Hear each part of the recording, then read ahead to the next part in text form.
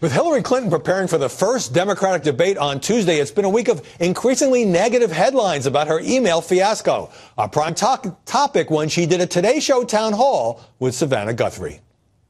If you're blaming the Republicans, some might wonder how genuine is that apology? Well, actually, it's both. I mean, I'm sorry that I made a choice that has resulted in this kind of situation, and I've said I made a mistake.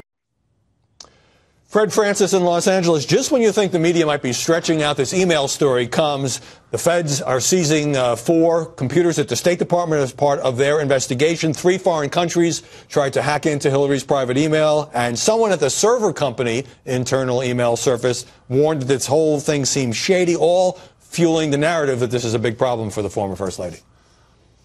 It's been a problem for several months. It's going to get worse, compounded by the upcoming September 21st Benghazi hearings, where she's going to really have to come in there with a flak jacket. But she actually had a pretty good week. Of the Today Show, I want to throw a dart at my former company.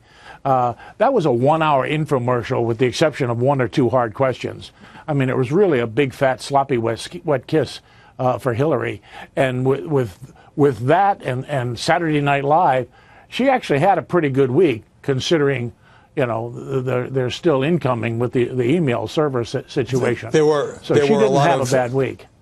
There were a lot of softball questions from the audience. Nobody else has gotten a town hall from NBC, although now the Today Show says it will do Donald Trump next. At the same time, there was a question where Savannah Guthrie asked, let me quickly play this. What would have been your reaction, Hillary Clinton, if this had involved a Republican like Dick Cheney and private email? Here's what she said. I would never have done that. Look at the situation they chose to exploit, to go after me for political reasons.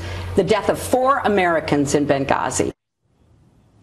Do you agree with Fred that A, Hillary had a good week, and B, that this was a kind of a wet kiss, this town hall? I think she definitely had a good week, absolutely. As far as this town hall, that particular question you pointed to, it's kind of funny that Savannah Guthrie asked that question because, as Eric Wemple wrote at the Washington Post, we know what Hillary would do. During the Bush White House, there were members of his administration who sent emails through an RNC server. Hillary said they were shredding the Constitution. So the fact that NBC posed this as a hypothetical, or we don't really know how she'd respond when it's very much not hypothetical, is, just another added bonus for Hillary here. Well, to my ear, Molly, whatever good week she had was at least neutralized, if not overshadowed, by these almost daily revelations about the email investigation going in all kinds of directions. But with CNN having the first Democratic debate on Tuesday, do you expect this to carry over? Anderson Cooper says he's one of the 2 main moderators, not going to ask any gotcha questions, but the email's got to come up, right? I think it has to. I mean, I think it's become the biggest issue for her campaign, and she continues to have trouble addressing it in a really sort of forthright and comprehensible way. And as you say, there continue to be these new revelations, new things that are not explained.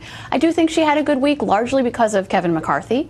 I think that was a gift. That was a gift to her, and she wrote it as hard as she could, right? She put out this amusing online video about it, and made an ad, yes. And this is really helping her make her case. I think the best case scenario that you hear from the Clinton people is that this constant drip becomes background noise to people, and they start shutting out the new revelations because it's just so much, and because Republicans are piling on. Well, Fred, Hillary Clinton has made clear, and Bernie Sanders have made clear, that they're not going to personally attack each other at this debate. They haven't done it on the trail. They'll talk about their policy disagreements.